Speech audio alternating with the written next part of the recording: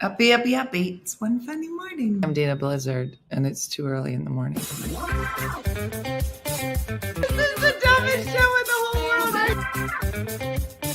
From Monday to Friday. Sometimes on Saturdays. Why would you say that in front of all these people? Dean stinks. You never know what's gonna happen. That's your Dateline voice? I don't know. It wasn't good. It wasn't.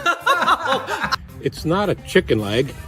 This is a chicken leg. Look at that manhole cover on my face. Not a bad rendition of me. Hold on. We know your brother. We'll give you a ride to school or whatever.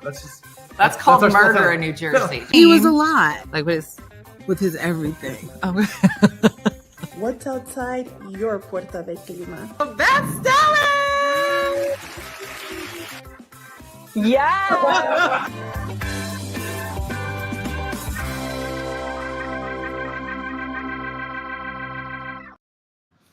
All right, good morning. Hold on, I want to see if I can do this. All right, so today we are going to meet Patty. You may know Patty from some of our trips, and she sent us some fun pictures of her, and I'm thinking that's her granddaughter. Oh my gosh, I love these pictures. So we asked people if they didn't want to make a video, if they wanted to just send us some info about them. And so Patty says she lives in Ocean View, Delaware. It's only a ferry ride away. Why do you watch the morning show? She said, it gets me out of bed. She found me from watching the back to school shopping video, the back to school rant. She said the principal loved it and I shared it, and she's retired. She's an educator. She sews and quilts now, and she's fun to be around. And that is true because I know Patty because she's been on a bunch of our trips. So welcome everybody. I'm not as late as usual. I'm so going to be on time today. So going to be on time. So the good news is I have all the ingredients. The bad news is I lost the recipe. That's how today is going.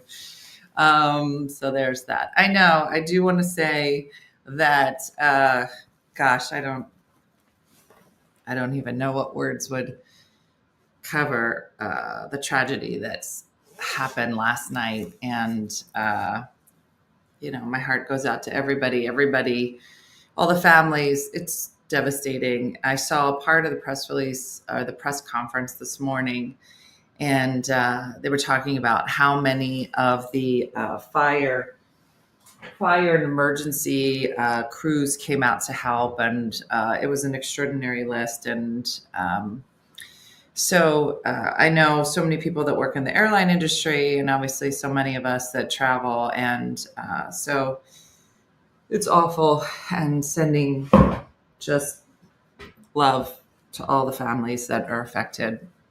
Awful. I know, Kate. I know. So, yeah. Yeah. I just spoke to a customer service rep named Jason. I didn't know he worked for T-Mobile. I wish, because then maybe I'd be getting better rates on mine. Yeah, Steph posted it yesterday, Jessica. So I'm actually gonna.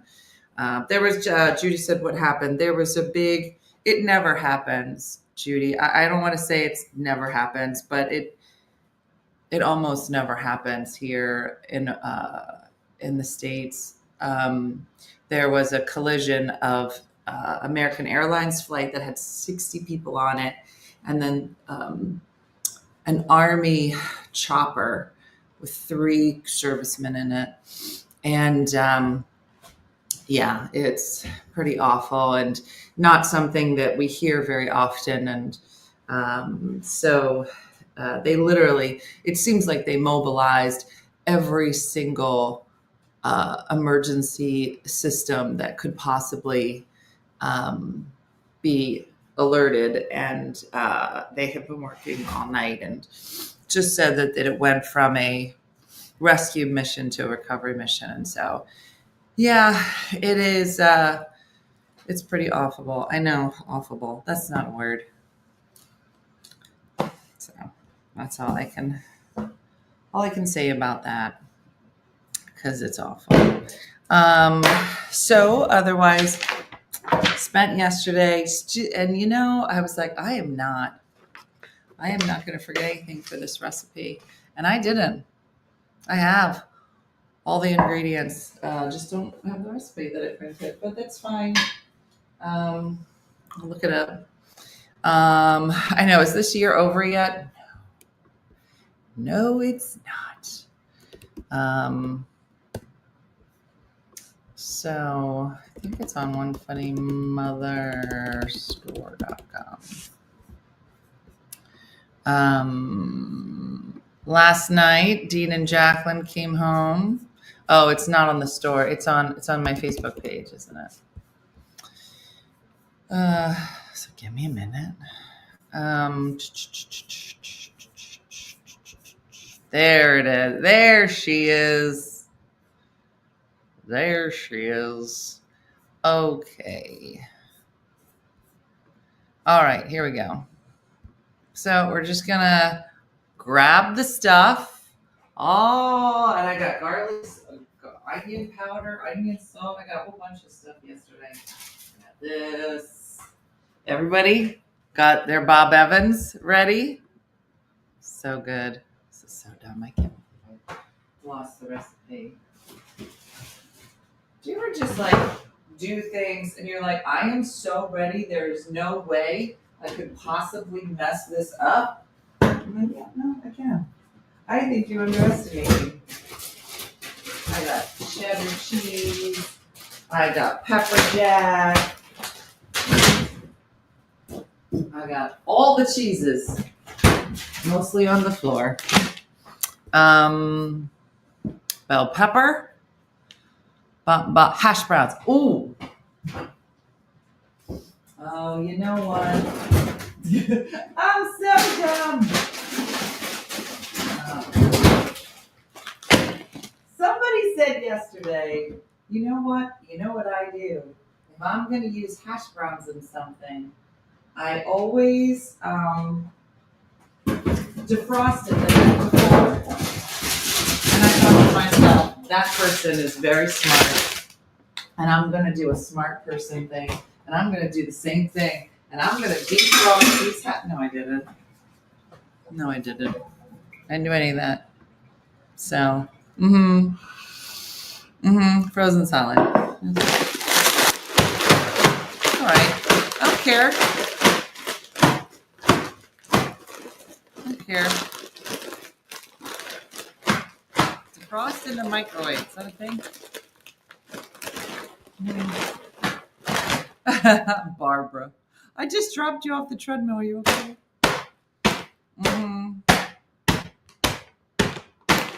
Nuke them for a bit. I'm telling you, what is it about how I'm functioning as a person that just makes it, hey Gail, that just nothing is actually coming together. You know what I mean? You're just is everything I'm doing just so dumb? Yeah, it is, Dina. It is so dumb. All right, and we'll put this oven on 350 and it better work. I did tell Jason that the oven worked and he just said, that's great. He didn't say we had to keep it. So I'm gonna, I'm hoping that works out. Preheat the oven, 13 by 9, large skillet, sausage, cook, crumble, brown, 7 minutes, transfer to a paper towel. Do not wipe the skillet, dirty girl. Add your pepper, tenderize, transfer to plate with sausage, whisk together eggs. This is gonna be so good. Okay. We could do this. We're so good. This, and this. Yesterday, I was running errands, and we're all on board with dumb. Thank you for saying. Oh, no, it says I'm on YouTube, Elaine. All right, Victoria, send it to me. So, what was I saying? Oh, so yesterday I'm running errands. I don't know if anybody does this. I didn't hear Scrabble in that list of ingredients. Everybody, please sing happy birthday to Jeremy. We like to celebrate his birthday the day after. It was yesterday, and it was, and we did not have a party with blazers, and that's not right because that's his favorite thing. Jeremy, your birthday is going to be so good like next year, unless I'm busy. But it's going to be so good, and it's going to be all blazers all the time. It's a BYOB. But that's real different than what you think it is. It's a bring your own blazer. Maybe on the next trip we'll have like a blazer night in like honor of you. Maybe for Quebec. Like if there was a trip you should go on, it's Quebec because it's a BYOB. There's a BYOB night just for you. Just for Jeremy.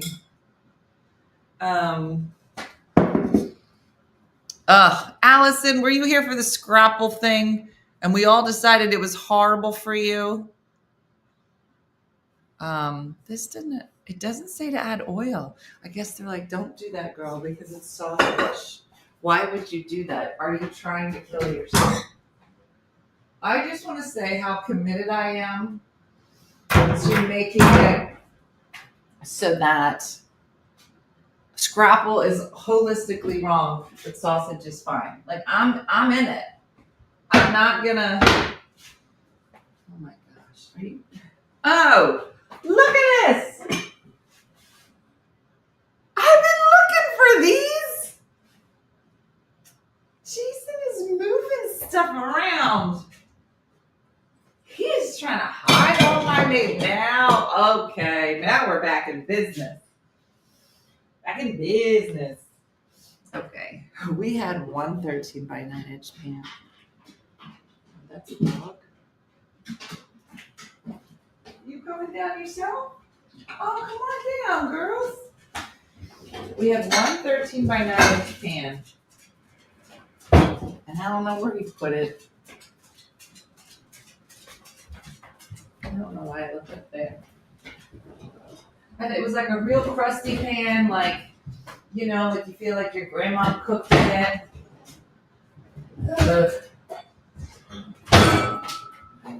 It was supposed to be up there. Okay. This kitchen ain't even that big. Alright, you know what? The Lord doesn't want this. I'm just gonna accept. Yesterday there were no ingredients. Today there's kind of a recipe, and now there's no pan.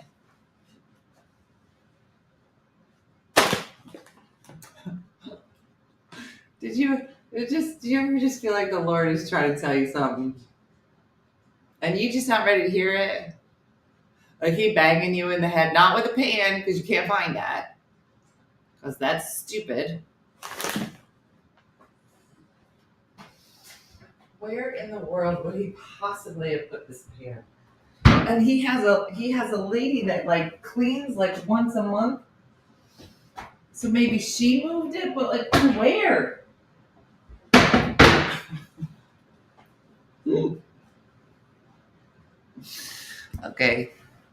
Okay. All right. Is in the fridge with something in it? No. Look in the stove. Yeah. If I was a landlord, I'd put a big pan.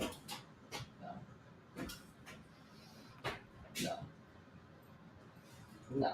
And he's gonna come down here and he's gonna be like, oh, it's right.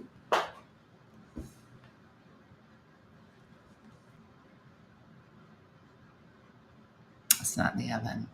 It's not in the warming drawer. No, it's not in the dishwasher. There's been nothing in it.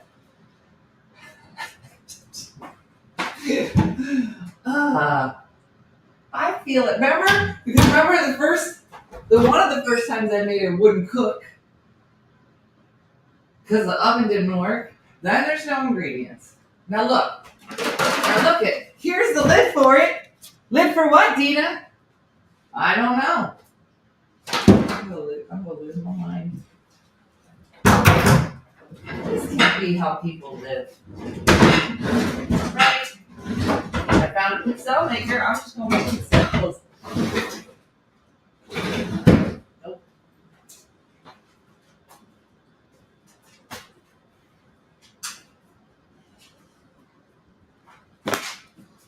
Under the sink. And Jessica, it's the only place I haven't looked. And I'm like, why in the world would it be under the sink?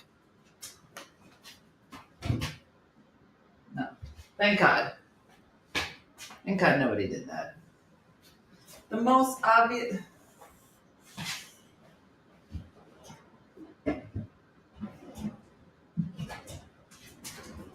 It should be over here with these pans.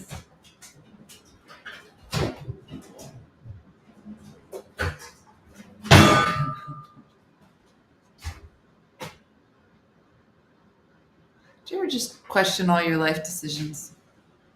Mm-hmm. No.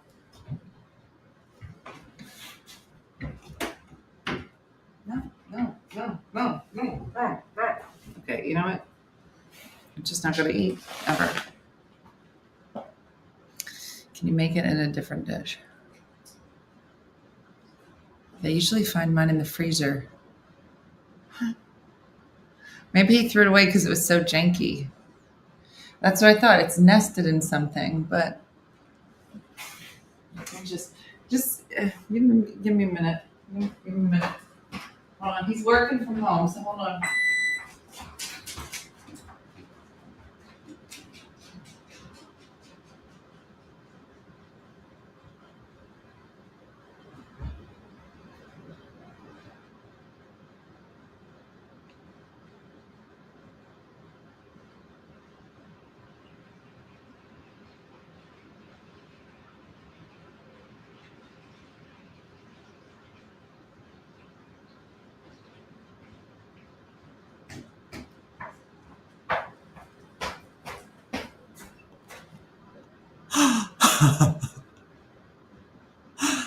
He's on the phone. He's on a Zoom call.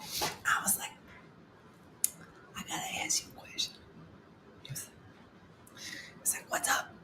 I said the 13 by 9, the 13 by 9-inch pan. Where is it? He goes, I don't know.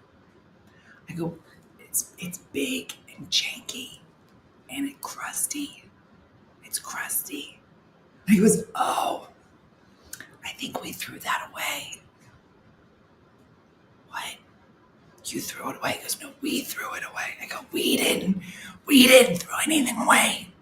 It's the only 13 by 9-inch pan. Why would we throw that? Because it didn't look good. And we didn't think to order another one. We didn't think that. We would have never thrown away the only 13 by 9-inch pan in the whole house. We didn't do that. He's like, I gotta get on this call. Oh. Yeah, no.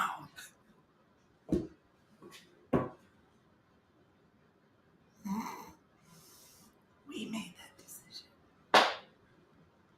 decision. Did we order a new one?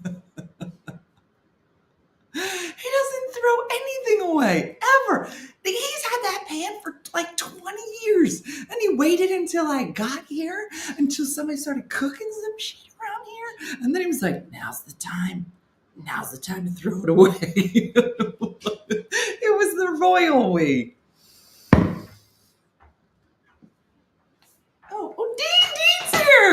Dean, come sit down. I told everybody you was going to talk about. You're exciting. You're going to turn the whole day. I'm going to just go find 17 pans to go cook some casserole in. Let's sit down.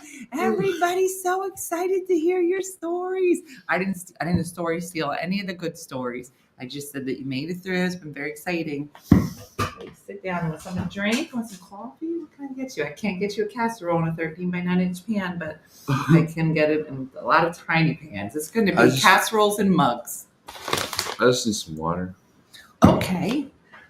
Jason might have thrown all the glasses away while we were sleeping, but I will do my best, Dean, to get you some fancy ice. Dean, you literally came in at the perfect time because I was about to start crying about a casserole. So this is just... What do you mean? Well, first I tried to bake, and then the oven broke. And then I broken? found out that the other oven worked. And then yesterday I was going to make it, and then Brooke ate most of the ingredients. And then I was like, oh, so then I went to buy the ingredients, but I had to take the I had to take the recipe with me to the Acme, and then I lost the recipe. Did you put ice The in it? ice went away. It's a lot. It just it was ice for like a few minutes, seconds. Just drink it. It's fine. So then I got the ingredients and I lost the recipe. And then Tanya said it's on your website. So then I had the ingredients, had the recipe. All I needed was a 13 by 9 inch pan. And then it turns out that Jason threw it away. And that's when you walked in. So please save this day. Hello, everybody. What's going on? Dean. Good word, Dean. I'm not gonna lie, I just woke up. Hold, please. Wake up. Can you? No, Dean, you're done. Hold on a second. You were Jason, right here. Jason, there was one 13 by 9 inch pan in the whole kitchen. I literally finally have all the ingredients, and I lost the recipe, and then I found the recipe, and then I was like, all I need is the pan now. And then I searched for it for 50. No. Well, you could maybe in that skillet there.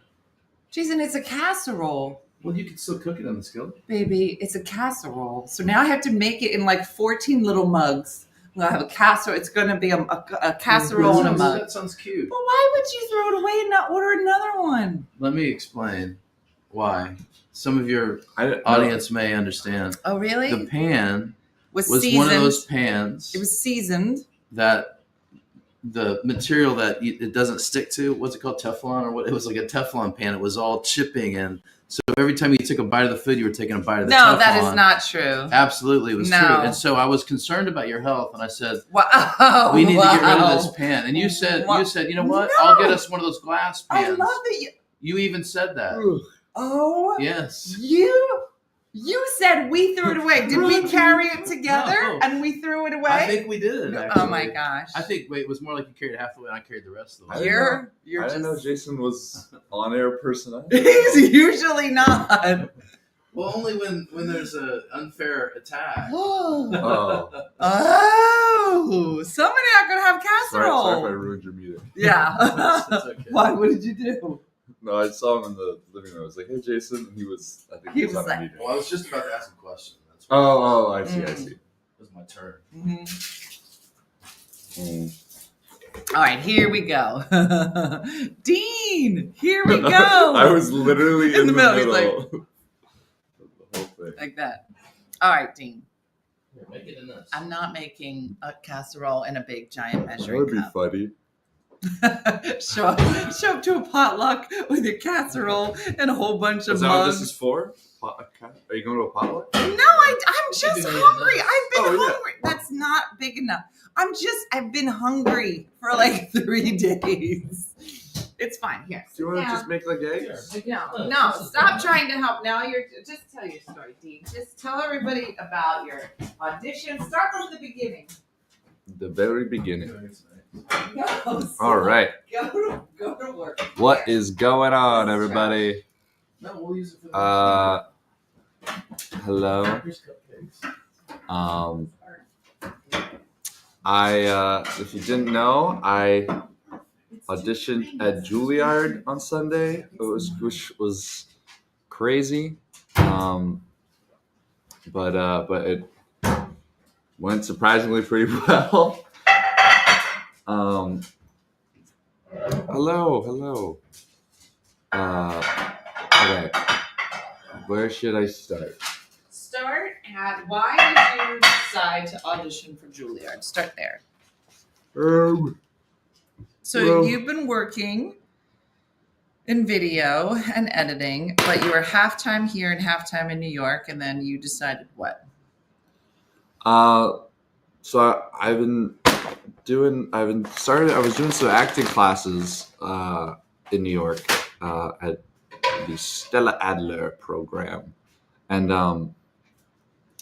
my roommate Garrett, he goes there full time. He goes there like every day. But he was telling me, we were like talking one day, and he was like, "Oh yeah, like I auditioned for Juilliard last year," and I was like, "Wow, that's so cool." And he was like, "Yeah, anybody can do it." I was like, "What do you mean anybody can do it?" And he was like, "Anybody can do it." Now, most I auditioned for schools when I was 18 years old to get into college, undergrad, but when I did that process, a lot of schools you had to submit like a pre-screen, you had to like record a tape and then submit it, and then you would get called for like an in-person audition. For Juilliard, they just have like an open in-person audition, so like anybody can just go. They do have pre-screens too. They do, but it's for mostly people, I believe, outside of the United States. Oh, I got you. So like if you live in the United States, or if you didn't want to go all the way out, because they go to 3 cities. They go to New York, they go to Chicago, and they go to LA. So it was more for like if you just didn't want to go all the way out to the cities, or if you're outside of the United States, you could submit a pre-screen, or you could just go in person. And I was like, that's crazy. Like, now originally I was like, that would be fun. That would be fun just to spend the day at Juilliard, you know? Then I found out, like after doing some more research, because my roommate was like, yeah, you could go and audition. And I found out they had a master's program for their acting program. And I was like, let me just take a little look at what's going on.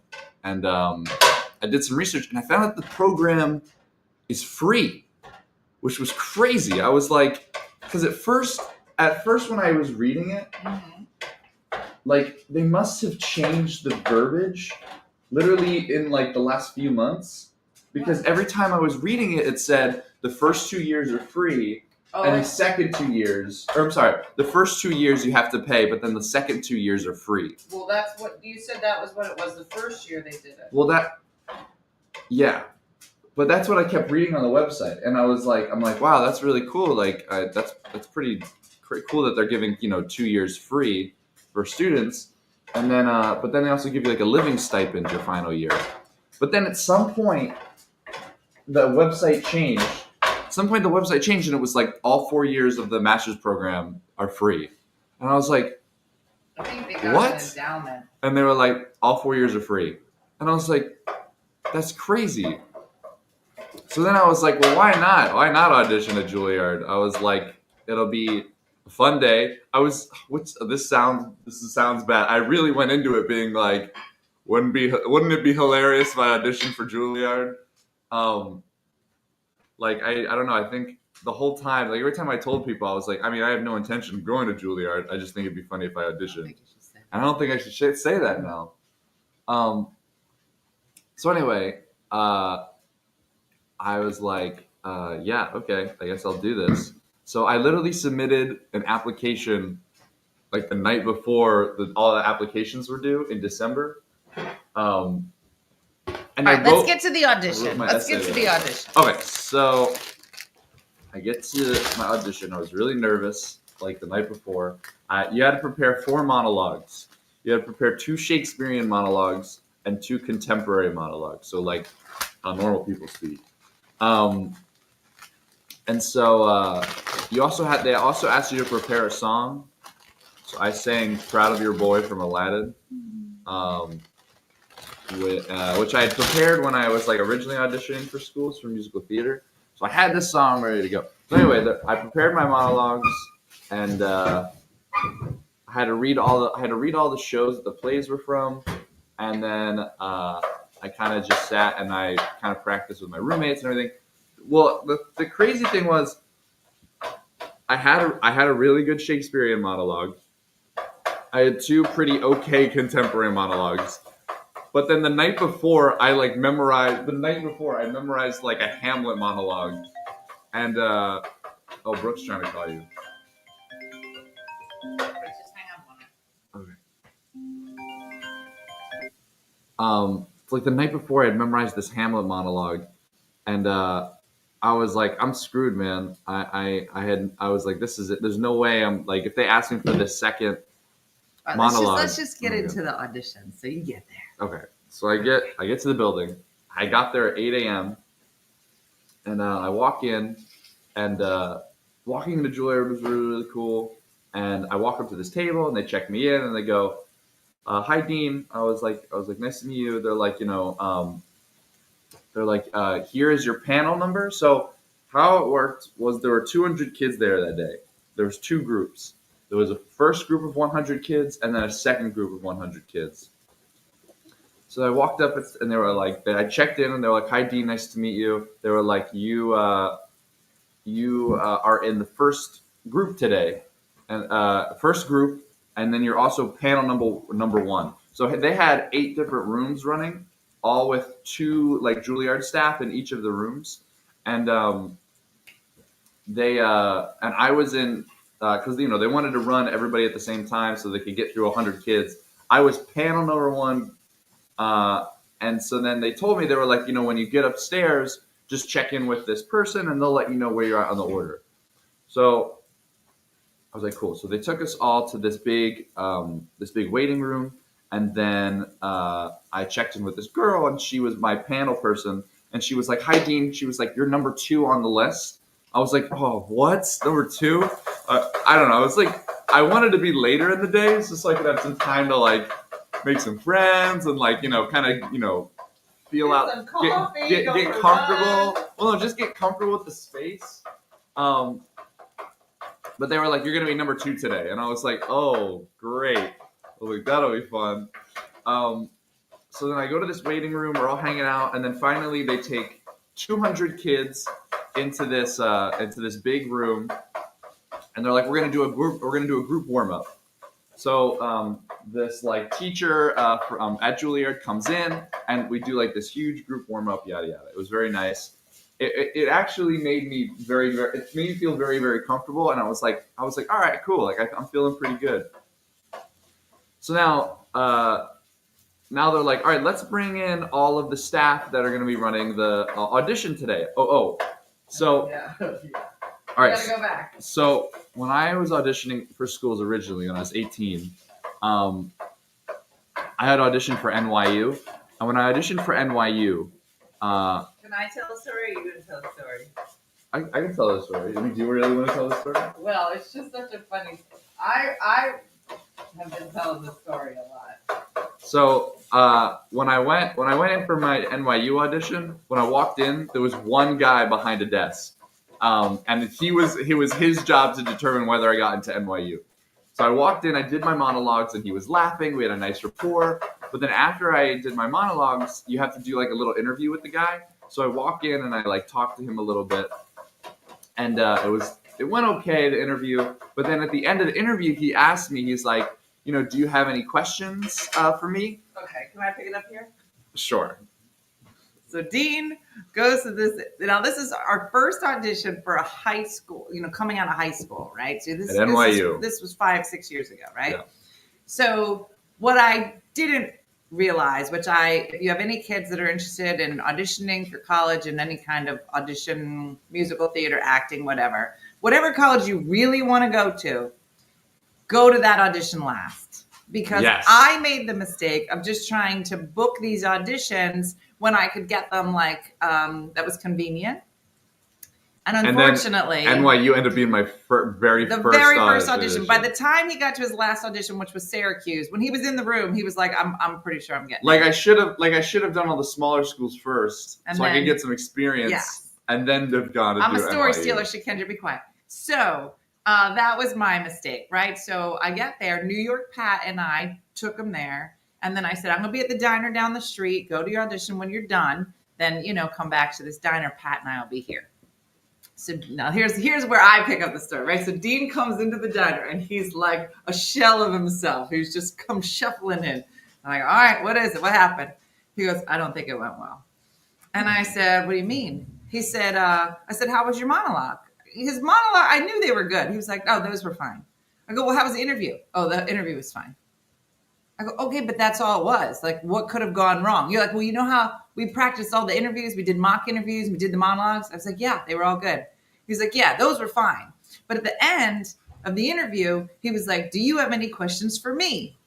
And I was like, And "Okay." out of nerves. And Dean said, "Well, you didn't tell me that I could ask him questions." I go, "Well, what's the difference?" He goes, "Well, I didn't know, and I got real nervous. So I just looked at him and I said, 'What's your favorite color?'" And I was like, "Okay." I was like, I can't not have a question. Like I just said, it would sound weird. Do you have any questions for me? No, absolutely not. So I was like, I need to have a question. I said, "What did the guy say?" He goes, he looked at his shirt and he goes, "I don't know, like green." And he goes, "Okay, where'd you go to school?" And I was like, "You started interviewing him back?" He said, "Yeah, he went to Juilliard." He was real nice about it. I go, "Why would you interview him back?" No, he was not nice about it. He was not nice about it. I was like, "Where'd you go to school?" And he was like almost as if he was offended. He was like, "I went to Juilliard." And I was like, oh, okay, cool. I was like, well, nice to meet you. Bye. And I left. And it's been like a nightmare audition story that I've always told since then. So anyway, so now fast forward. We're at Juilliard. Fast forward. We're at Juilliard. And we're doing the group warm up. And they go, all right, we're going to now introduce the staff that's going to be running the auditions today. And who walks in? Boom! But NYU color guy. I was like, out loud. I was like, no fucking way. I was like, that's crazy. The guy from 5 like, years ago. Crazy. I was like, listen, the last time I auditioned for school in New York City, it was this guy that I had to talk to. And the moment I come to do another audition at a school, who walks in but the same exact guy? And I was like, no way. So he was one of probably 16, 17 teachers that were running auditions. What are the chances? And I was like, what? I was like, what are the chances? And it was so funny because, like, if you were to tell me that day, like, if I was walking down the street and he walked by me, probably wouldn't have recognized him. But when you put him in the context of like, I'm at Juilliard, I'm here for an audition, it was like, I was like, I know this face. I remember exactly this face. So I was like, that's crazy. So anyway, so I immediately I was freaking out because I was like, oh my God, like I really hope he's not in my audition room. Because like I said, there's like 8 different rooms going. So anyway, we finish up the group warm up. My brain's already spinning because I'm like, wow, that threw me off. Like I already was feeling pretty good, and then that guy walked in.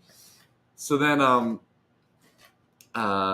his name is Orlando. That's what I found out. They go, this is Orlando, and I was like, Orlando, got it. So I go to my kind of my group, and they're like, all right, Dean, we're headed right to the audition room, and they go, you were number 2. But the first guy didn't show up, so you are now number 1. And I was like, wow, that's crazy. So I was nervous because I was just being thrown. Like, it wasn't, like, through the whole day, as kids were coming back for auditions, they would explain, like, how it went. Like, when I got back to my friends, they went, like, how did it go? And I could break it down for them. They're like, they're going to ask you for this. They're going to ask you for this. I didn't have any of that. They were just like, all right, go ahead, do it. So I was just like, oh, great. So I go into my audition room.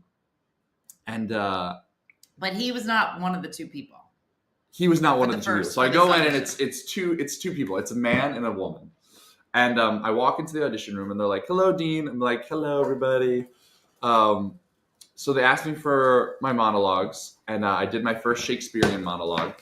And then they were perfect. They were like, great. They were like, well, please move on to your second monologue. And then I did this contemporary monologue that I had. Then they asked me, they were like, all right, tell us about.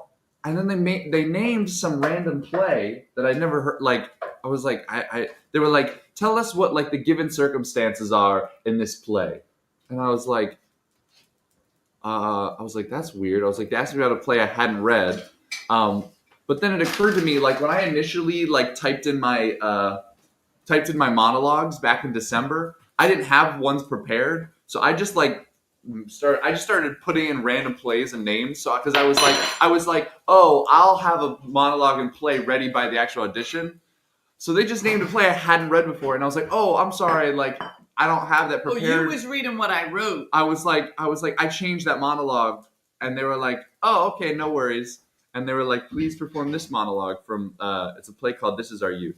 So I was like, okay. So I did the monologue, and then they asked me a bunch of questions about the character. They were like, do you think your character's in love? I didn't expect all the questions. I was like, yeah, sure. And they were like, okay, do you think this about the character? And I answered all the questions. Then they gave me some notes about it. They were like, the guy was like, I don't want to see this character do the monologue. I just want to see you do the monologue. He's like, do it how you would do it. And I was like, okay. So then I did the monologue again. And, it was so funny. The lady that I was auditioning for started laughing. Like, she was like, ha, ha, ha, like starting some of my deliveries. But then the guy the whole time was just like, really? And I was like, oh, I felt weird. So anyway, I finished up the monologue, and they were like, all right, Dean, thank you so much. And I was like, thank you, guys. And so I left the room, and I was like, all right, well, that was kind of fun. I was like, I had a good time. I didn't really feel that great about it. So I finished up, and I went back to this waiting room, and immediately all these kids are coming up to me and going like, how did it go? What did they ask you for? And so I'm telling everybody, I'm like, oh, they asked you for this and everything. Now in the morning before I got there, all I had was a banana. That's all I ate. Cause I was like, oh, this will be a quick day. Like I'll, be done at 8 and then or I'll get there at 8 and I'll be gone by 10:30. And in my head, that was like how it was going to play out. I did my monologues and I was like, you know what? I had a good time. Like this was great. I was like, I didn't really feel great about my audition, but I was like, that's how it went. So, so now I have to sit and wait for 100 kids to do their audition. So I'm sitting there, I was making friends. It was really, really nice. So I'm talking to people and everything. So finally, 100 kids finish their auditions and they go, all right, guys, we are now going to be, getting all the results together to put up the first callback list. Now, they had explained to us, and some of my friend who auditioned last year at Juilliard, explained to me that, like, I thought the process was they have 100 people and they're going to break it down to 20. But then they were like, no, that's not how it works. They're like, well, they'll see 100 kids, and if they don't like anybody, they'll be like, nobody gets a callback. So I was like, oh, man. So I was like, there's really no chance for me getting this callback because I was like, I didn't think it went that well. So, anyway, they're like, all right, guys, they came in.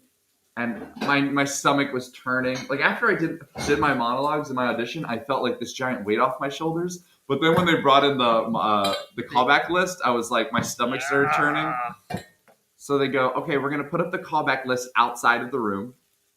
They were like, so if you would like to see it, please walk out, out of this room and you'll take a look. So 200 kids flock to go see this list. Like kids that hadn't even auditioned yet were like, I want to see who got cut from this thing. Because there was another group of 100. So now there's 200 kids trying to go see this list. Oh, because the other 100 hadn't gone yet. They hadn't even auditioned yet. But they did the group 1 callbacks before they auditioned the group 2. Wow. So they don't care. They don't care what they say. Yeah. Okay. So I'm like standing in line waiting to go see this list. And, I had made some friends there and they were like, I want to see if you made it, So we're walking up and it's crazy because I'm standing in line and you can see kids walk back into the room that had just seen the list. And some of them are crying. Some of them are like over the moon. Most of them were crying. And it was like, oh, dude, like this is going to really suck, man. And I had like fully expected to be like, well, this is it. And so I walk up to the list, and how many people were on that list? Like on that list, out of the 100, there were 20 people, and so 80 kids were getting cut immediately. That's a lot of people crying. And so I'm walking up to the list, and I'm scanning like the bottom of the list, and I don't see anything. I was like, oh, this is fun.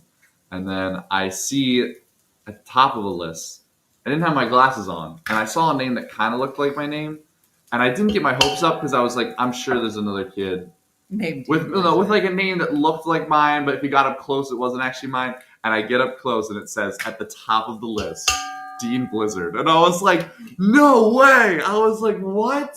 I was like, that's crazy. So this kid named Nick that I met while I was waiting, he's 22. He was also auditioned for the master's program. He had also gotten into the first callback, and then this girl named Daisy, who when she came out of her first audition was crying because she was like, it went horribly. Like I'm positive I didn't get in. But Daisy also got a callback. So me, Daisy, and this kid Nick were all like ecstatic. We were like, oh my god, like we did it. We made it to the first callback. Like this is crazy. So then some of our friends, it was sad because some of our friends immediately were getting cut, and we were like, oh man, like that's so sad. So I love that you said friends. I don't know if people get like how when you're in these intense moments, you can meet the best friends for the rest of your life because you have gone through this like trauma bonding. Trauma bonding that's happening. You're like, you're my best friend now. Yeah. So did you get a picture of it? I told you to take a picture of it. I of the list. Yeah. So no. So then they go. Please no pictures of the list for privacy reasons. Oh. And so because I had thought that I think everybody was like, oh, I want to take a picture. Yeah. So anyway, so I was like, oh my God, like I can't believe I made it to the first callback. I was like, this is crazy. So then they go, we're gonna immediately start the first round of callbacks, and my name was at the top of the list. They're like, Dean, you're first. And I was like, oh, they didn't even get, like I said, like the whole day it was like I never got a second to just like recoup. It was just like Probably good. finding out like important information and then being thrusted right into it. Just so you know, thrusted is not a word. Is thrusted not a word? I thought. It's Or is it thrust? thrust. I was thrust into the room. Yes. So again, I didn't have the opportunity to like hear from other people what the first callback was going to be like. So I don't know. So I'm like standing outside the door, and this dude is running the room. Like he's going back and forth, and he was like, "All right, Dean." He was like, "Just so you know." Like I'm standing at the door, like ready to go in, and this guy is telling me this. He was a current student there. He was telling me, he's like, Dean, this is how you're going to go. I'm going to go in. I'm going to introduce you. There's going to be 7 people now on the panel, and you'll do whatever they say. And I was like, okay. And then he was like, do you need anything from me? And I was like, can I have a hug? And he was like, sure. And so I gave him a hug, and he was like, all right, let's do it, man. So I walked in, and there's now 7 Juilliard staff in the room, and at the very end, this NYU color guy. And I was like, no way. So I told my NYU story to one of the other students at Juilliard, and he started cracking up, and he's like, dude, you have to tell him that story when you see him. And I was like, do you think so? That would be weird, right? He's like, no. I think he'll think it's funny. So I walk in, and I see 7 people, and I see this guy, Orlando, at the very end of the table. And they were like, hi, Dean, how are you? I was like, I'm good. And before they said anything else, I was like, can I just tell a quick story? And so I tell the story. I'm like, Orlando, I actually auditioned for you at NYU. And I told him that I was the guy asked, what your favorite color was. And I'm pretty sure you said green. And then he went, I'm pretty sure I said blue. And everyone was laughing at the story. But then he was like, I'm pretty sure I said blue. And then everyone was laughing. And they're like, don't let Orlando throw you off or anything. And I was like, okay. So anyway, so they asked me again for my Shakespearean monologue. I did the Shakespearean monologue. And then they asked me for my contemporary monologue. And they asked me for the contemporary monologue that they gave me notes on. And they were like, do you remember the notes you gave me? And in my head, I was like, oh, yeah, was I supposed to be practicing that, like, outside? So I was like, yeah, I remember the notes. Yeah, So I took it the longest breath ever, because in my head, I'm like, what were the notes again? So I took a breath. I'm thinking. I did the monologue, and they were like, awesome, thank you so much, Dean. They were like, do you have a song prepared for us? And I was like, I do. And then I sang Proud of Your Boy, and they were like, perfect, thank you so much, Dean. And I was like, all right, cool. So I left the room, and I actually felt a lot better about my callback. I was like, that went really, really great. They were laughing at my monologues. They laughed at the joke I told them beforehand with my You and Orlando story. are like this now. Orlando are tight now. And so I was like, wow, that felt like really, really good. So I go back into the audition room, and I was like, wow. So now I have to wait for these other 20 kids to do their callbacks. So they all finish up. And then once everyone in my first group had done their callbacks, they were like, all right, guys, we're now going to start the group 2 auditions. So the second. So you had already gone through first and second round, and those. No. I went through the initial audition. I went through my callback. Callback. And they're like, now we're going to start auditioning the second group of 100 kids. Oh, wow. So I was like, oh my gosh. Now I was on cloud 9 because I was just excited that I made it to the first callback. And so my adrenaline is pumping, and I was just like, holy. And then I finished my callback, and I walked back into the waiting room where 100 kids are now. I'm the first one to have gotten out for my callback, and 120 kids are watching me come out of my callback. And I'm like, oh my God, like, oh man, that really went really, really well. So immediately a bunch of kids are coming. They're like, kid, what happened to you? They're like, yeah, what happened to the callback? So I'm telling them, like, I did this. So then they're like, all right, we're going to start auditioning the second group of 100 kids. So I'm sitting there, and I'm like talking to a bunch of people, and they're starting to do all the auditions for the second group of 100. Like I said, I'm making friends again. I was talking to people. It was a really, really nice, like, just, talking to the current students there too, which is really, really cool. So then they go, okay, we finished the group 2 auditions, initial auditions, so they had auditioned 100 kids. They're like, we're going to put up the callback list for the second group of 100 kids. So, everyone's getting nervous. Oh, so this is the big one. Right? So they What do you mean? Out of that second 100, how many people? So they put up the list for this second group of 100 kids, and again, everybody's pouring out to go see this list, Right. Because everyone's like, all right, how many kids made it through and everything. So everyone's walking out, and we walk up to the list, and a couple of my friends were on it, but there were only 8 names out of 100.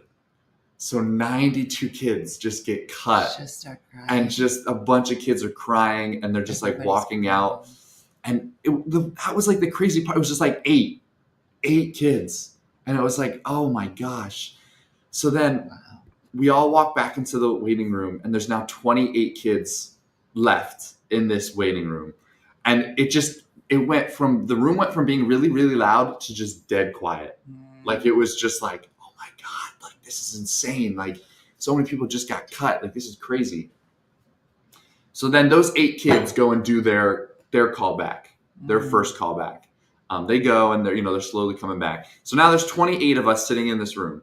Now it's around probably 3:00, and through the whole day, all I had was a banana at 8 a.m. this morning.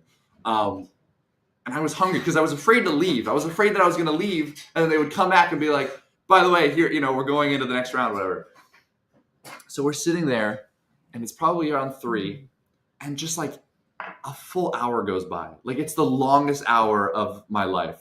We're just sitting there, and I'm starving. Like, my stomach's starting to turn. It was just like a weird sensation of like, I was starving, but I was going to shit my pants at any point. Okay. I was just like so nervous. So anyway, so we're sitting there, and like what felt like the longest hour goes by, and I was like, what are they doing? I was like, there were only 8 kids to call back. I was like, what could possibly be taking so long? Like, I'm starting to get antsy, because the other thing too is they told us if we made it to the second callback, they would provide food. And Dean was like, I'm just. And I was like, listen, I'm so hungry. I was like, yeah. So we're all sitting there getting nervous, and we were down to 28 kids. So everyone's like, how many are they going to move forward for this second callback? Like, I can't imagine how many they would cut it down to. So we're sitting there, and what feels like an hour, maybe even 2 hours goes by, and this lady comes in, and she was like, hello, everybody. She was like, I have the callback list for our final second round, our final callback for today. So this is the first group and the second group combined. So there's now 28 remaining kids, and they come in with a list for the second callback, which would be the evening callback, the final callback of the day. And the lady comes in, and she says, I have the callback list. She's like, if you're not on it, thank you so much for participating today. We really appreciate spending your day with us. But if you are on the list, just make sure to hang out here, and we'll come and get you to move on to the next round. So again, it's me, my friend Nick, and this girl Daisy that I was just hanging out with. And I had seen people just get cut all day, so I was like, all right, man. I was telling the two of them, I was like, guys, this is the last time we see each other. Like, it's a pleasure. I love you. I know. I was like, I'll always remember it's a pleasure you. doing this for this. So I walk out to the list, and you walk up to the list, and there are not a lot of names on this list. There, just from far away, you can see that there are not a lot of names on this list. There are 28 kids. There are 12 names on the list. And I walk up, and at the very top, it says Dean Blizzard. And I was like, no way. I was like, this is what? I was like, that's crazy. And then on the list were my friends Nick and Daisy. All 3 of us had made it to the final callback of the day. And I was like, what? And so we were all super excited. And we were like, this is crazy. And then now you see kids really, really breaking down, because like they had made it this far, and like we're just like a step away. Kids are crying because they didn't get a call back. Kids are crying because they did get a call back. I did make a call back. Like, it was crazy. Now the other thing too is like I was so excited, but I was like, I don't deserve this. I was like, I just walked in. Like, some kids were like, it is my dream to go to Juilliard. Other kids were like, I've been waiting my whole life to audition at this school. Other kids were like, I have to get on my flight back home. Okay, but some kids were coming from like the UK. Like, Jamaica. There was a kid from Africa. Like kids were coming from all over the world. But do you understand? There are Audition some for this people that don't school. even consider Juilliard because it sounds crazy.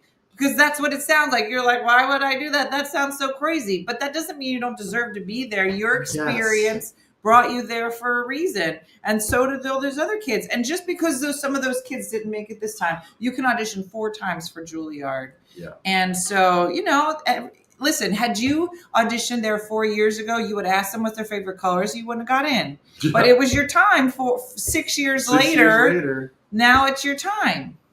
So you do deserve it. So anyway, I was like, this is insane.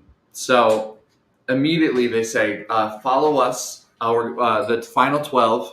We head into this room, and they do headshots for everybody. They did headshots? They did headshots. Did you fix your hair? No. Dean Michael, was everybody crying? Everyone's like mid-crying. Everyone's like, oh my God, I made it to the top Okay. 12. Like, this isn't crazy. Out of 200 kids, we're in the top 12. So they go and they do headshots for everybody. We have to hold like a picture up with our name and the program we're applying to and everything. And they're taking everyone's picture. So then they say, like, I listen, I was ecstatic, but I was also like, I made it to the second group. Where's this food at? Where's this food? Where's this food at? Sure, I want to go here. Because now it's where's like, the food? Now it's like 5 p.m. and I'm like, all I had today was a banana. I'm so hungry. So, if you make it to Juilliard weekend, you can't eat. Like, this is going to be your thing yeah, now. I think it's like, just don't eat the whole thing. You can't. You have to eat light, just bananas. So I was getting like a little dizzy. I was like, I don't think I'm going to make it unless I eat food. Yeah, So they say like, all right, we took these headshots. We're headed up to a different room where the final audition is going to happen.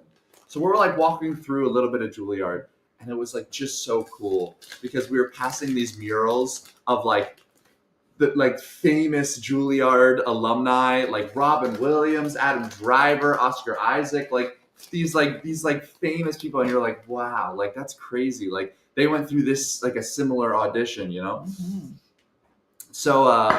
So we get up to this room, and I can see a table of sandwiches, and I'm like, that's the food. You're like, no! I know that's the food. So then we go, all right, before we eat. And I was like, no. I was like, what do you mean before we eat? Before we eat. And they were like, we're going to do a quick orientation. And I was like, what? No. So then they hand us all these Juilliard folders with like a bunch of paperwork in it. And I was like, I swear to God, if I have to fill this out before I eat.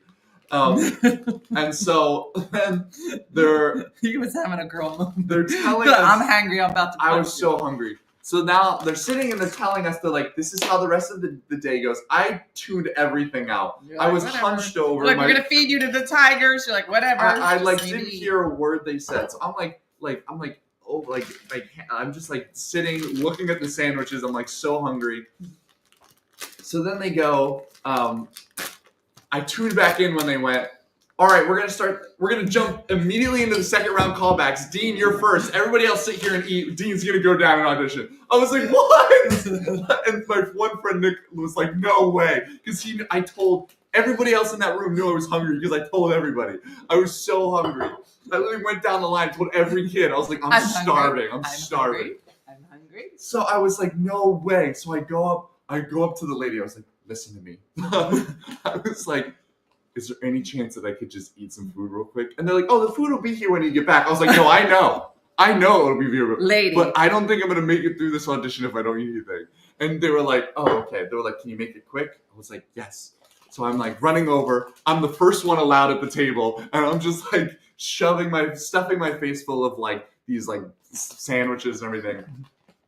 So I take a couple bites. And I'm like, all right, well, let's do this. I was like, again, don't even have the opportunity to like hear from another person like this is how it's gonna run. It was just like, here we go. So I walk into the room, and there are now 20 Juilliard staff members in front of me, and I was like, oh God. So I walk in, and they say, hi Dean. The first question they asked me was, how are you? And I was a split second away from going, I'm so hungry. But I was like, I'm doing good. And they were like, all right, cool. They were like, this guy who I'd been auditioning, he had seen every single audition. There was this one guy. he said to me, he was like, all right, can we start with your Shakespearean monologue? And I was like, yes. So I did my Shakespearean monologue. And they were like, great. They were like, can you do your contemporary monologue? And they were like, do you remember the notes we gave you? And I was like, yes. I remembered. I'm supposed to remember. Yes. So I did it. I did my contemporary monologue with the notes again. Then they go, do you have your song prepared for us? And I was like, yes. And they're like, go ahead and do the song. Now, then they gave me notes on the song, right? They gave me notes on the song. And I did the song, and they were like, great. So then a different guy in the lineup stands up, and he goes, all right, let's go back to your Shakespearean monologue. And I was like, okay. He was like, this Shakespearean monologue, you're doing a lot of this. I was like, okay. So the monologue, it's a Shakespeare monologue. It's from the Comedy of Errors, and it's a comedic monologue, but it's a comedic monologue because my character is like freaking out. The monologue is like, I'm complaining to the Duke of this town that like all this crazy stuff is happening. And I'm like, this person did this to me and this person did. So it's a comedic monologue because I'm complaining about like these small little things. So anyway, he's like, you're doing a lot of this. Because he's like, you're getting really high and then you're bring it down a little bit. You're getting really high, bring it down a little bit. He's like, I just want you to do like this. I was like, okay. He's like, just let it build. Like, just let every line build and build and build. And I was like, okay. So I started off really soft because I was like, I got to give this somewhere to go. Started off really soft. And I'm starting to kind of build, I'm like, this has happened to me. And then this happened to me. And then this happened. He's like, all right, more. So I stayed in it. And I was like, all right, this happened to me. This happened to me. And he's like, more. And I'm like slowly getting through the monologue. And I'm like, and then this and this. And then he's like, more. So then he's like pushing me. And I get to a point where I'm like screaming at the top of my lungs this monologue. I'm like, there's no way. Now the whole panel of people are all laughing. And I was like, now there was this moment of like, this feels really good. But he was like, more. And now I'm like really getting upset. Like I'm really getting into it. My face is just red. Like I can feel it red. My whole body is moving. It's the anger is probably, but at the same time, just everything was coming out all at the same time. Like I could feel like, the mourning from Colby dying, like was coming out, like quitting my job, like the stress of like, what am I going to do now was coming out, being exhausted this whole day, being so hungry was all coming out. And I was just screaming. I was like, there's no way that I'm doing any of this. And I'm just yelling this monologue. And then at the end, now they're all still laughing. And at the end of it, I took this huge deep breath. And I was like, like, physically tired. And they all smile at me and they go, thank you so much, Dean. And I was like, that's it, I'm done. And they were like, you're all done. And I was like, okay. So then I walked out of the room and my friend Nick, who was going up after me, I walk out and he looks at me and he goes, are you okay, dude? I was like, yeah, why? He was like, you're crying. I was like, what? I hadn't realized it in my fit of passion. My face had gotten red. My eyes were bloodshot red. There were tears running down my face. And I had given what was probably the best performance of my entire life of this monologue. And he was like, I heard you screaming. And I was like, yeah. He's like, what did they do to you in there? And I immediately gave him the whole rundown. I was like, dude, they're going to ask you. Like, I'm so tired, but I'm like, but I had been through this whole thing before, the whole day, where I'm the first to go. And he's in the hall. I'm like, they're going to ask you to do this monologue. They're going to ask you to do this monologue. And then they're going to talk to you or whatever. And I was like, so he goes in and I'm still just like pacing. I'm like, dude, what just happened? Like I coming out of that monologue or coming out of that audition room, I was like, just had this moment of like, I think I might get into Juilliard. Like it was like I just felt throughout the whole day, just felt so much better about each audition. And by the end of it, like I was positive that like I said, I had memorized this Hamlet monologue the night before, didn't ask me for it the whole day. I was like, I just felt so solid about every audition. And so I'm just like my heart, my adrenaline is still pumping. And I'm like taking all deep breaths. And this girl that knew I was hungry came up to me and she was like, hey, we saved you some sandwiches upstairs. And I was like, I'm not even hungry anymore. Like my body was just running on You went fumes, somewhere else. But I went somewhere else. And they were like, Dean, they were like, you're all done for the day. They're like, we just want to ask you to stay till the end, but you're all done. You did it all. And I was like, oh. So I go back upstairs to this like waiting room, and everyone else is sitting there, and they run up to me and they're like, how'd it go? I'm like, dude, it went really, really well. And they're like, here's the sandwiches and everything. And then they said I just had this whole like paperwork thing to fill out. They're asking me a bunch of questions about like, what are your strengths as an actor? And like, what are your weaknesses and everything? And I filled it all out and I turned it in. And I just was still just like, oh my gosh. So now I have to sit and wait for 12 other kids to do their callbacks. And at the end of it, they come in, they go, guys, thank you so much. We're all done for the day. They did say, they were like, the staff is going to ask to interview a couple of you. It doesn't mean anything. They just want to know a little bit more about a couple people. They were like, even if you don't get an interview, you're still in the running. So they said, we're done auditions for today. They were like, but we have to go to all, 2 other cities, and there's like 6 or 7 days of auditions in New York, 6 or 7 days of auditions in Chicago, and then 6 to 7 days of auditions in LA. And they said, we're going to do all of the auditions. They're going to take a different amount of kids from each city and each audition day.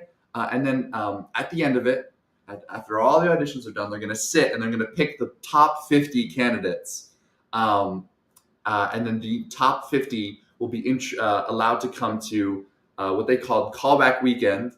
And at callback weekend, it's a 4-day weekend where 50 kids show up from all over the world. 50 kids show up, and you'll do more auditions in front of the full faculty, which is like 30 plus people. You'll get to take some of the courses there. You'll do some more interviews. You'll talk to the professors. You'll meet with like current students. And then at the end of these 4 days, at the end of the weekend, I don't know.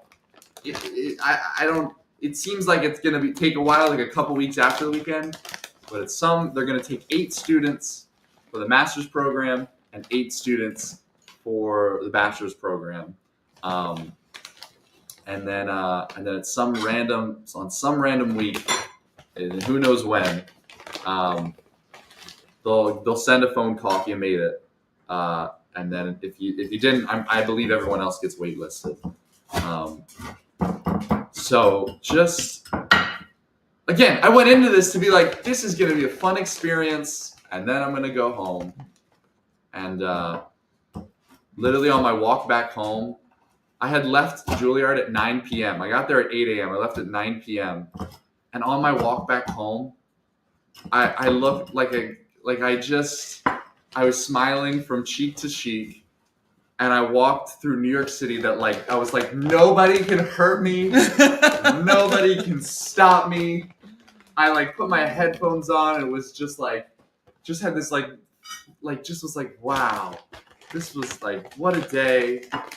I got on the train, and I was just dancing around the train. I was like, la la la la. And actually, as I walked out of the Juilliard building, I walked across the street, and I just stood there and looked at Juilliard, and I was like, whoa, what if I went here? That would be insane, dude. But yeah, man. So now I have to wait on sometime on Valentine's Day.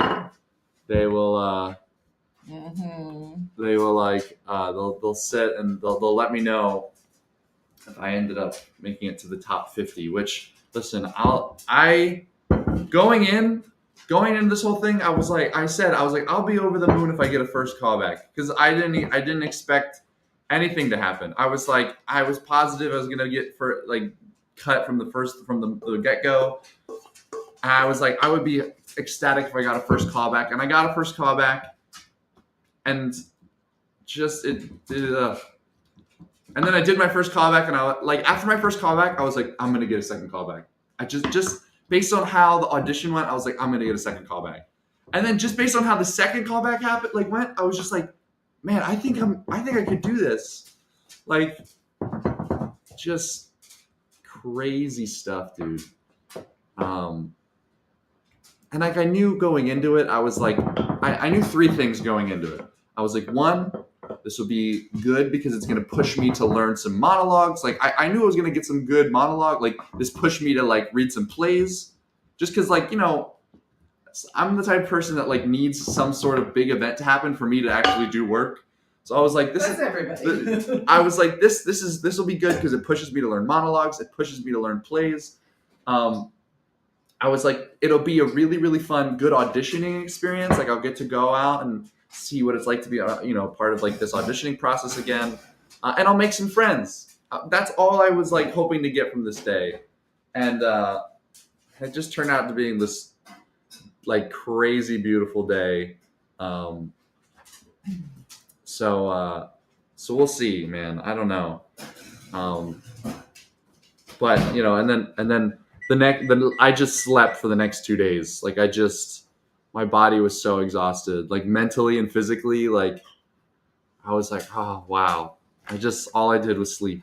And then I just did a bunch of like research on Juilliard, and I was like looking at what classes they had available, and like you know, just like doing more research on the school. And I was like, wow. I was like, I really want to go to Juilliard. Like this is. Where This were is so your two cool. friends from? So my one friend, his name's Nick. He was from Virginia, and it was so funny because him and I didn't go to school for acting for our undergrad. We both had a similar major. We both did like media production, Okay. and it was so funny. He had told me, I was like, oh, do you live in New York? He's like, no. He's like, but I lived in New York last year. He's like, because I had an internship. Then when I looked at his Instagram, it was an internship at the Tonight Show. And I was like, wow, that's so cool. And then our friend Daisy, I forget where she was from, but it was just so crazy to meet kids that day that were like, I'm from Colorado, like I'm from Nevada, I'm from Arizona. And it was like, you guys flew all the way out? Like, because I said, I was like, they were doing an LA audition. I was like, why didn't you go there? And they were like, I wanted to come to New York. So audition at and Juilliard. audition at the school. And so yeah, just crazy, dude. And you learned to take snacks to the audition. And now I know to take snacks. Like looking around, some kids had lunch boxes, and I was like, they expect to be here. Prepared. They expect to be here longer. But I was like, all I had was banana because I was like, I didn't expect to get this far. You had like banana confidence. I had banana confidence. They had like full lunchbox confidence. Yeah. I think that I was auditioning for survival. That's really what I was, because I was like, if I can just make it to the final list topic, they'll give me food. Have you kept in touch with Nick and Daisy? Yeah. So afterward, it was crazy. I had made a ton of friends in the other, 200 kids.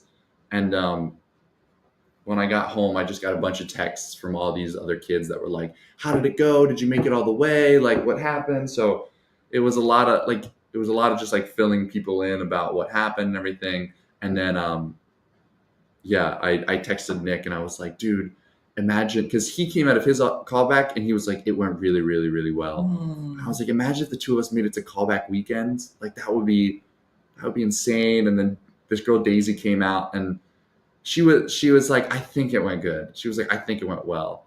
But I was so proud of her because like when she came out of her initial audition, she was in tears. She was like, it did not go well. And she's a senior in high school. She's a senior in high school. So she's got. But she made it all the way through. imagine. Like we all made it all the way through the day. Like it was just so cool to hang out together from the beginning and then make it through the whole day together. It was like, wow, like what are the odds that out of like 200 kids, the three of us ended up like hanging out. Mm-hmm. But obviously there was like a ton of other kids that like I had made friends with that just slowly got cut throughout the day. And it was a crazy experience to like talk to someone for hours and then be like, and people being like, I'm headed back to the UK or I'm headed back to Colorado. But we all followed each other on Instagram and it was like, we'll keep in touch. Cause some kids were like, I'm going to audition again. And, I'll be back here next year and maybe we'll see each other at the audition next year. And, that was the other thing too, is like a lot of the kids that I was auditioning with, they were like, yeah, I'm auditioning here. I'm auditioning at NYU. I'm auditioning at Carnegie Mellon. I'm auditioning at Yale, like all of these schools. And I was like, and they were like, where are you auditioning? And I was like, I have this banana and yeah. I came here. I was like, did this audition here because I thought it would be interesting. Like I don't know. Like I didn't have the intention of going to get my master's. Well, you were talking about getting your master's. Like I had talked about it, but I wasn't sure about what I would get it in. But then when Juilliard's like, "Hey, we'll give it to you for free," I was like, "Why not?" Like, there's no, not like, why not? I think it was a why not. The whole time Dean, it was like a why not audition. Like there's nothing to lose. There's absolutely nothing to lose. Because if I had gone to any other program, I'd be paying. Like the undergraduate program at Juilliard is $80,000. Like I forget if it's a semester or a year. It's a year. $80,000 a year, and I was like, if I got in, I wouldn't be able to go. No. Like there's no way. No. But because they offer this program, I was like, I have to figure out. I mean, if I get in, then we can figure out the whole logistics then. But I'd have to figure out how to eat, like, because I asked some of the students there. I was like, do you guys have jobs? And they're like, oh God, no. And they were like, it's 9 a.m. to 9 p.m. 6 days a week. Like that's their schedule. And I was like, what? And they were like, yeah, no. They were like, we're off during the summers, so some of us have summer jobs. They're also like, we have off on Sundays. Some of us have just Sunday jobs.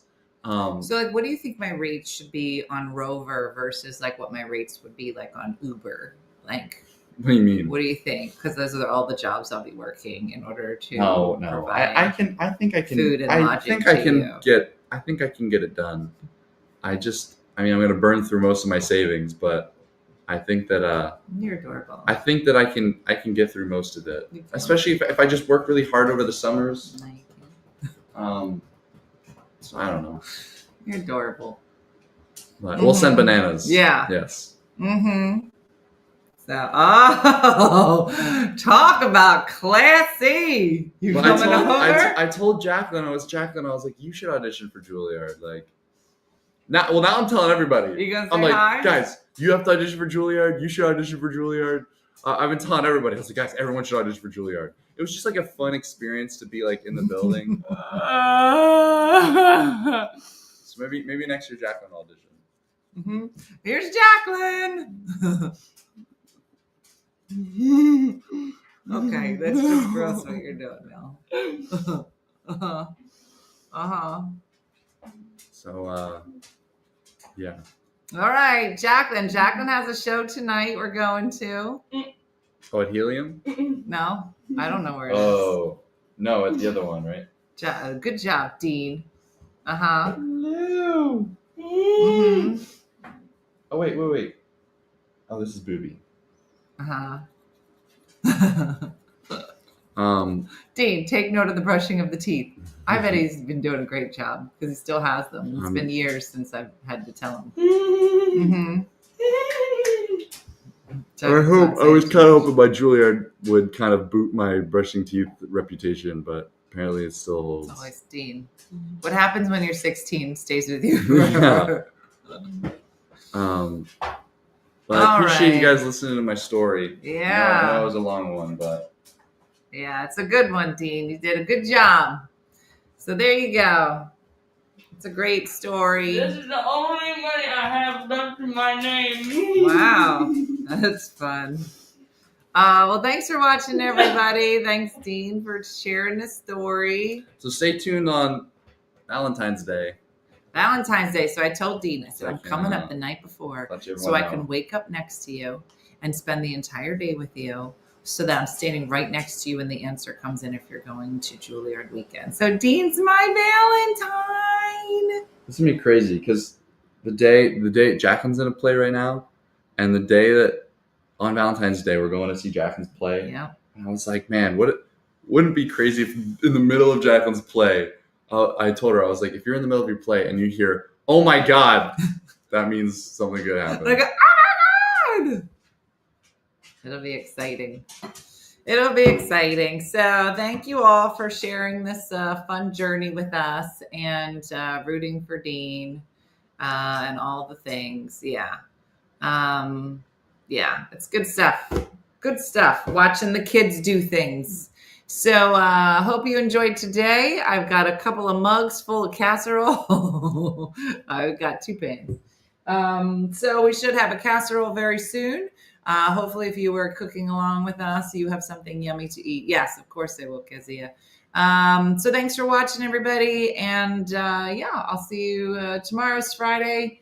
So it's going to be an exciting weekend, hopefully, for some people that are doing things. I'm just going to be going to clean a house. But that's it. So like Judy from Saskatoon and Good Time Andrea say, eat more bananas.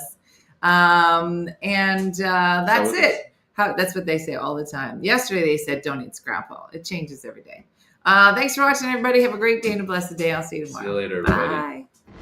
Hey guys, if you enjoyed today's morning show, make sure to follow us for more One Funny Mother content. Okay, all right. Morse code is tapping. And check out OneFunnyMotherStore.com for great new inappropriate swag.